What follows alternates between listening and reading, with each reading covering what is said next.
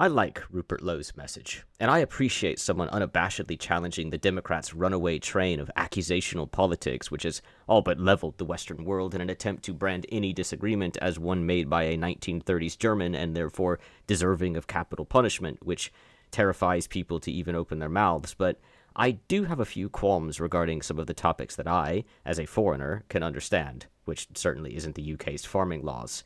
I think Rupert Lowe is actually a moderate, despite what a lot of people think, that he's an extremist. I think there are a lot of parts of his message that could be a bit tidier, and that maybe people would think him less extreme were that the case. Or perhaps they're deliberately messy in order to kick up some dust. After all, complicity and complacency have resulted in the dust settling to begin with, and they seem to be the antonyms of his messaging. In any case, I think his message leaves him and his kind open to counterattack, and yes, I'm an American, so the message isn't meant for me, but the message really hits the same even if you ship it across the Atlantic. I'm not numb to the reality that there are similarities in the US and England, but at the same time, they're very different. The first thing I noticed when listening to British chatter was their disinterest in calling it MAGA. They insisted that there was nothing wrong with MAGA, but also that this was a very British thing, and that it needed a very different approach, a very British approach. And I totally agree. In my remarks about Lowe's breakout video, I compared it to a video game, like a city management simulator such as Frostpunk, where MAGA chose to give its people double rations in order to boost morale. Restore Britain instead decided to add sawdust into the meals in order to stretch supplies. Both tactics are perfectly viable ways to win the game, provided you properly counterbalance them before people revolt. Whatever the Democrat strategy was, well, they didn't counterbalance. This appears to be the revolt. This avoidance of fanfare and a focus on the dismal does feel very British, reminding people of bygone eras, of hard times, of better times, and that harder times do require harder hearts in order to reach those better times, where you need to put your nose to the grindstone and fight for the better days. This doom and gloom is not actually as detrimental as it might sound. People need adversity. They crave it. Consider how rage bait and drama slop are so successful on the internet. Whether you're watching an influencer you've never even heard of before get their just desserts, or watching a compilation of weapons-grade Karens get reality checked on police body cams, we all love watching turds get flushed. We all love strife. We love being part of drama. We love fighting. And we humans, for a healthy mind, legitimately need a community of some form, ideally without the communism part. Without it, we're like dogs who never get to socialize. Some of us become a social danger, some of us, like myself, become too introverted, and very few end up being normal. Knowing where to sleep, where to work, that we're doing something meaningful for ourselves or for others, that we're safe, and that we're being treated fairly, these are all very important things for humans to have. And to this end, the stern message of hard work is perfect for a smaller, and especially for island nation. A sense of monolithic community and claustrophobic dread forms easily in these cases, particularly against the message of colonization. I think Lowe addressed this intelligently, but perhaps too intelligently. He needed to be more blunt about the fact that the English are no longer warmongers, no longer conquerors, that their fight is now defensive. Something they aren't entirely used to, but all the same, they are in a fight for survival. He needs to stoke this flame and incite people to action. And I don't mean grabbing torches and pitchforks, obviously, but people need to let their elected officials know that they aren't afraid of being called a racist or a sexist or a xenophobe. They're afraid of being conquered.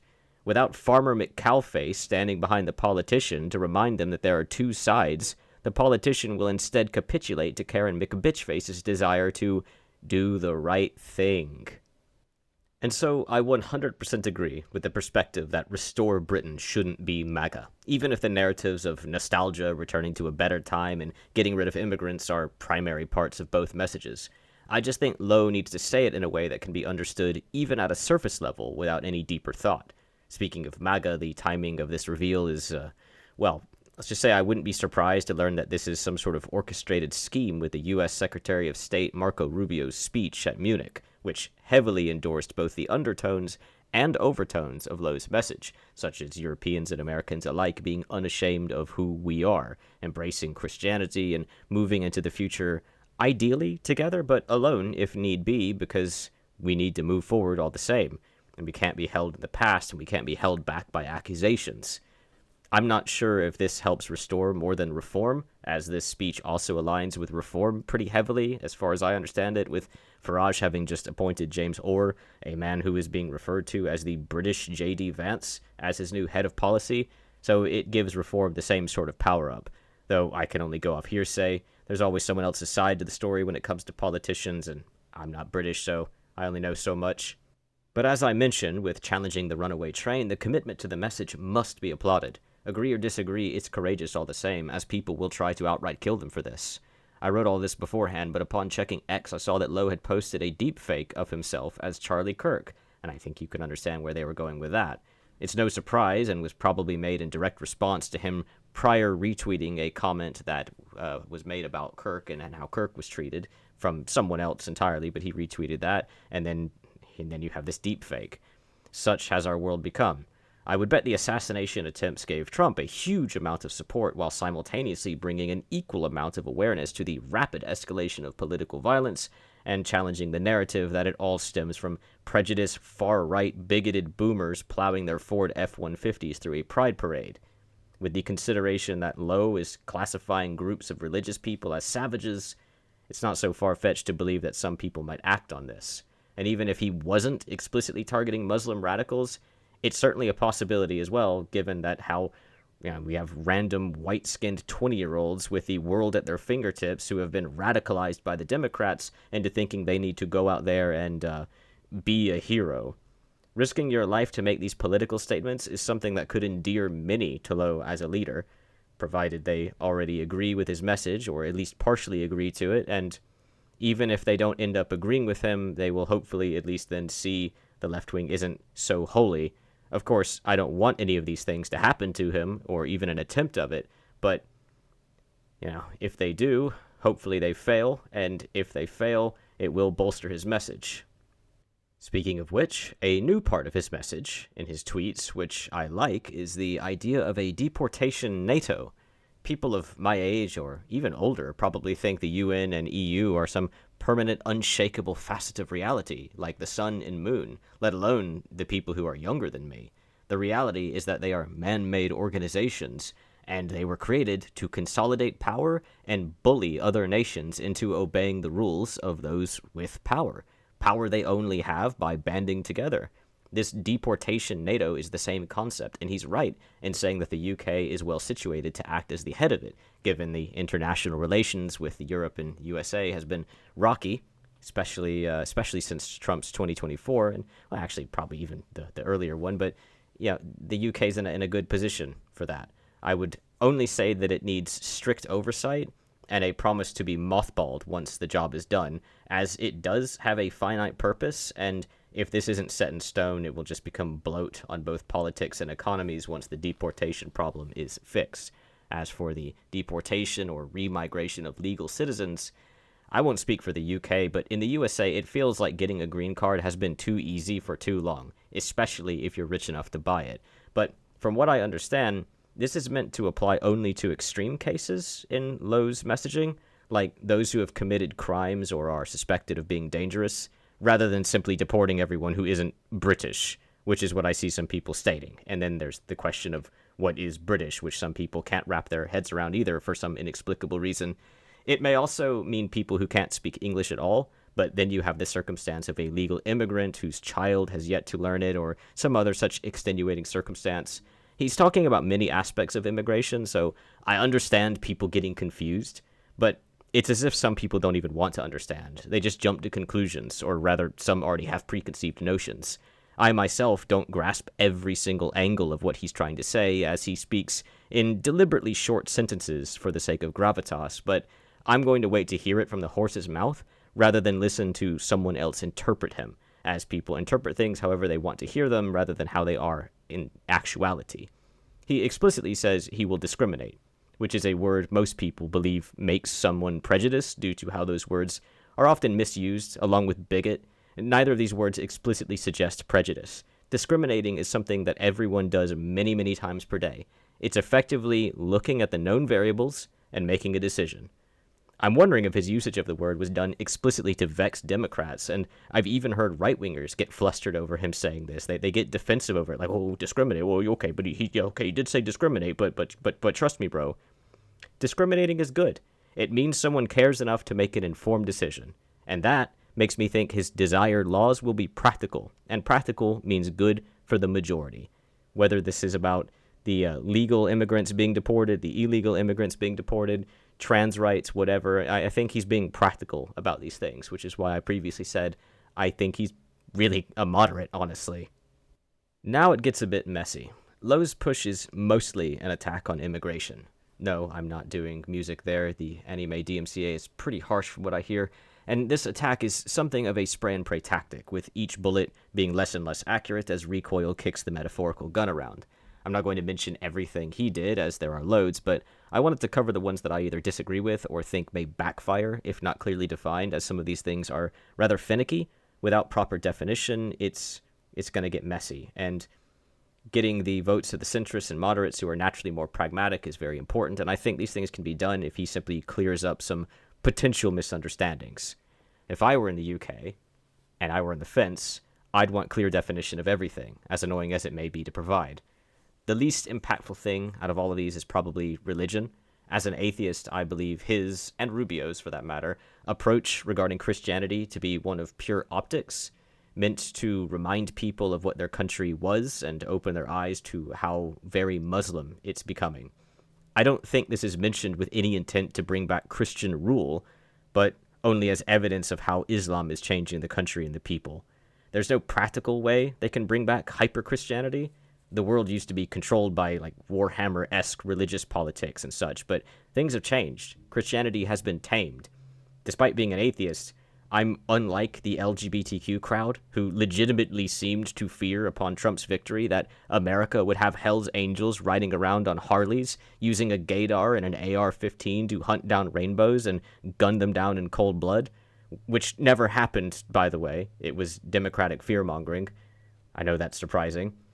I don't expect Christianity to make any kind of glorious return to the old ways, but were I voting for him specifically because of this messaging, then I would, I suppose, expect something of it, something Christian. Instead, I believe it to merely be another attack on immigration. And as an atheist, that suits me fine, but I don't know what strength can be found in rekindling the fires of the white god while that god remains impotent. And on that matter, there's plenty of black, brown, yellow, and red people who also believe in Christianity. Honestly, South America is probably the current capital of Christianity due to the dwindling belief in white countries and the, let's say, overly friendly visits of Europeans in the past.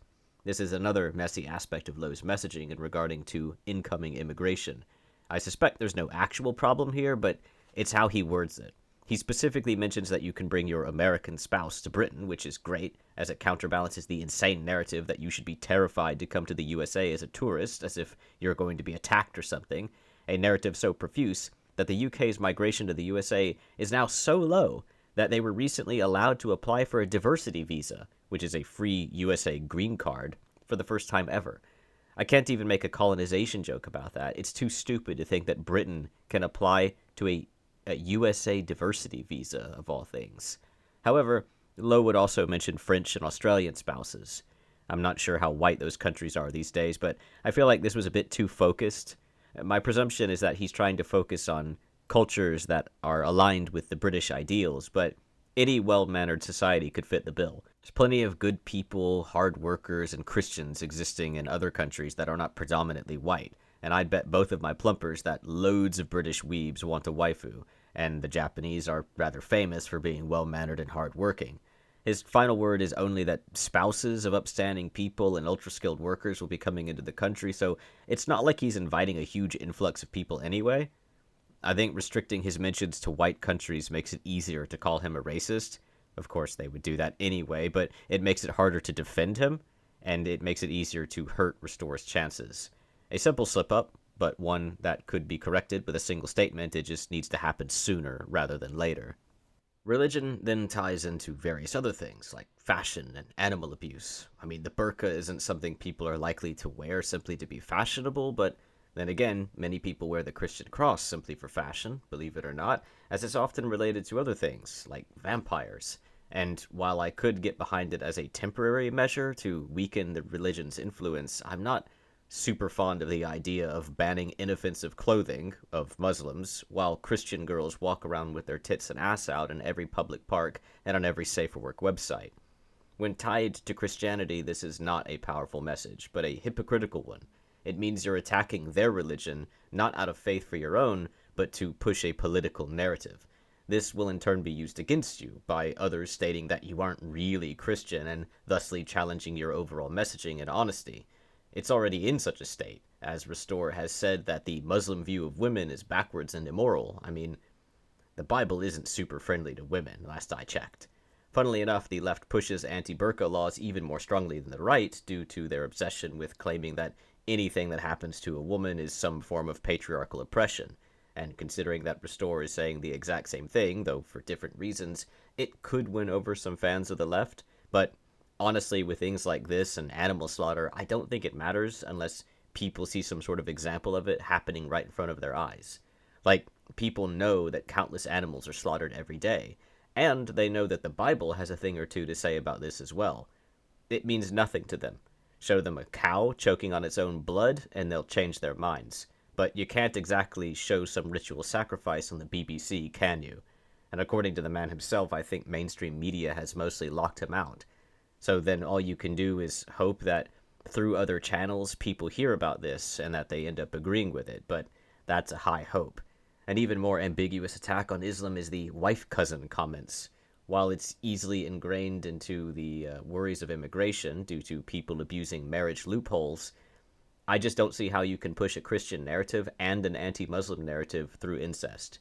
The Christian God, by their faith, created the universe. Therefore, he's also the biggest fan of incest universe. Again, if you aren't going to actually push any Christian narratives, then simply saying Christian good, Islam bad, opens the door for counterarguments. Jehovah loves incest. It's pretty much his favorite thing. So this comes off as counterproductive to me. I, like most, am not some sort of theological scholar, but most Westerners know some basics of Christianity, enough to see that this is hypocritical, and the pragmatic and practical vote always make up the majority, so you can't rely on Christian hardliners. Many believe that this is Britain's final shot, their darkest hour, so giving the opposition an opportunity to dodge, duck, dip, dive, and dodge their way out of harm is something that Lowe's constituents wouldn't want to hear. Moving on, I'm not going to bother with most of the woke stuff because it's pretty cut and dried, and Lowe's statements don't seem to be any more aggressive towards it than keeping its teachings and symbology away from children and political infrastructure, which is unfathomably based. But I've seen people talking about this quote, stating that a doctor found to have given, past tense, some form of transgender treatment will be punished. Now, I understand where they're coming from, but I'm unsure if that's truly meant to imply retroactive criminality. It's probably just poorly worded to mean that if a criminal act is in the future discovered to have happened, it will be punished, as the teacher and flag part is not past tense. Retroactively incriminating things is insane, and normally I wouldn't even bother addressing this, but this is the same as the Disney Star Wars nonsense that's happened in the USA. Obama does something, Trump changes it. Biden changes it back, Trump changes it back. It's immoral, but it's also impossible to run a country when the next leader can retroactively incriminate people who did things that were legal when they were done. Many Democrats wish to do this exact thing to ICE agents, despite them being legal government employees right now. It's an absurd, immoral, and reckless thing, so I'm assuming that's not what this is all about, as Lowe seems very realistic and normal, but given the confusion and the potency of problem with this, I think clarification is in order. But, ignoring most other minutiae, I'll cut to the chase. The thing I had the biggest problem with was, funnily enough, his biggest thrust, or rather how he is primarily going about it. Immigration is clearly his surface-level selling point, but this is represented through the exact same delivery mechanism that the Democrats have been using for decades. This means it will be effective even with Democrats, but it also leaves the door open for Democrats to defend or even to counterattack, when the right should be focused on closing doors entirely. Not just the door to immigration, but also the door to using ingrained sexism to push policy. That mechanism is the lie that males, by virtue of being males, are dangerous to females and children. The only difference between Rupert Lowe and Democrats here is that he's prefaced this by saying immigrant. Democrats are so successful with females because they've spent decades brainwashing them, even before they hit puberty, to think that one day they will be essayed by a male and they will die in childbirth. Hence, they've pushed this anti-male and pro-abortion agenda, and when those girls grow up, which they already have in some cases, they then vote Democrat. Lowe is continuing a narrative that will continue to harm males with the promise of protecting females, even those who don't deserve it. In a tweet of his, he specifically mentions that if a group of Pakistani men were violating a 12-year-old child, that these men should be executed, and their wives, who were complicit with this, should be deported. Absolutely not. Having a vagina does not give them some sort of mystical free pass. This flies in the face of justice and continues the notion that even when torturing children, a woman is somehow less evil than a man. So, what happens if Lowe ejects every single person who's not white, Christian, or heterosexual? I mean, this is an extreme circumstance, obviously, but what happens? There'll still be sexual assaults, and the Democrats will then say, oh, hang on, I thought you were going to stop this. Well, then what? Then the Democrats have proof that under any circumstance, men are still evil, and they will still use this exact same message of protect women and children from men to regain power and bring immigrants back in. The same message that is censoring the internet. The same message that is requiring real ID to access websites. The same message that is allowing for AI cameras with facial recognition software to be placed in public spots for the purpose of tracking dangerous men in order to protect women and children. There are countless evil women. Just the other day, I saw a local news story about a woman, Moo Sun Lee, who was referred to as a pimp by the women that she employed in her massage parlor. Why we still have massage parlors when they all seem to be illegal brothels is beyond my peasant understanding, but I'd like you to try and imagine this. You're a woman in a foreign country, who knows how or why you're there, but you can't speak the language. You have no way to get money besides relying on this woman who pimps you out. She sells your services for $200, and she takes half. And for the actual, this is maybe the most sick part, for the actual real massages, which cost $80, she takes 100% of the profit. Every penny for the actual massages and half of the other services. What do you do in that scenario? And how is this woman, this Moo Sun Lee, how is she not pure evil? Now, I wouldn't say to execute her for that, but women do worse, worthy of such punishments, like selling their 7-month-old daughters to men for $400, like torturing and stomping on their boyfriends' toddlers until they're dead. Yeah, women do bad things, and they deserve to be punished, just like men do, for doing such bad things, not deported. So, I don't mean to call Lowe a liar, but protect women and children is an unnecessary and borderline insulting thing to say after how many times it's been spewed in our faces. And that isn't a British thing, clearly. I am completely in favor of the executioner's acts being the manifestation of justice for people who commit truly violent acts, especially sexual ones, but I won't quietly accept women being seen as morally superior simply because they did not have a penis with which to abuse someone.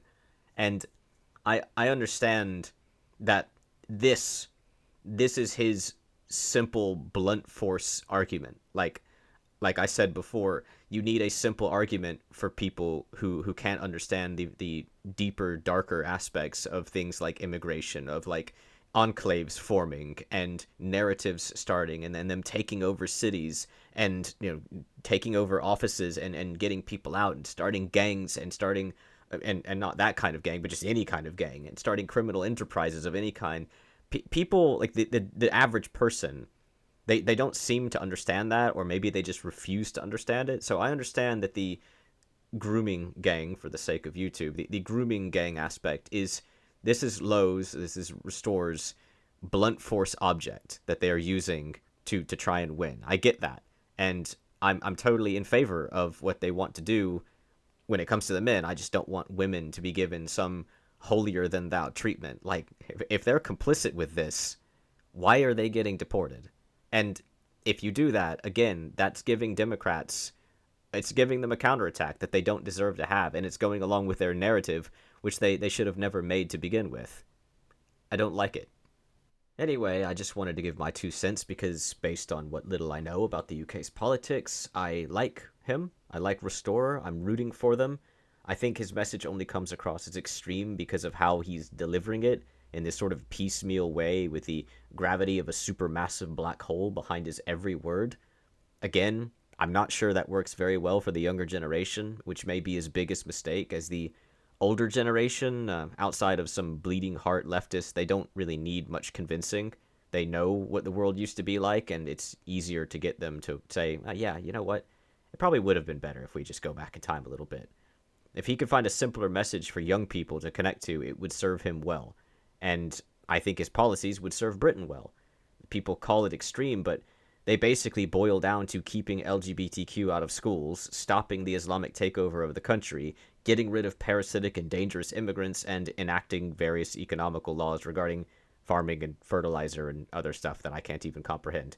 That's not very extreme when it's simplified. It's a positive for Britain, and it sets a good example for other European nations too afraid to move their feet, whilst bolstering waning relations with the USA that have been stressed over these same dramas. It's not great for immigrants who want an easy ticket into a powerful nation, but what do you want me to tell you? That's life. If you want sympathy, go complain to a cancer kid. But first, thanks for watching.